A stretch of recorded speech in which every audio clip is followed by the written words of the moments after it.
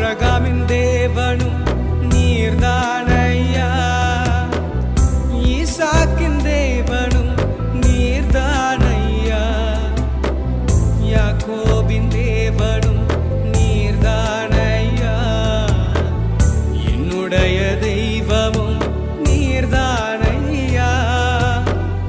என்னுடைய உழைப்பை யார் வந்து பறித்து கொண்டாலும் என் தலை உயர்த்துபவர் நீர்தானையா. என்னுடைய உழைப்பை யார் வந்து பறித்து கொண்டாலும் என் தலை உயர்த்துபவர் நீர்தான்.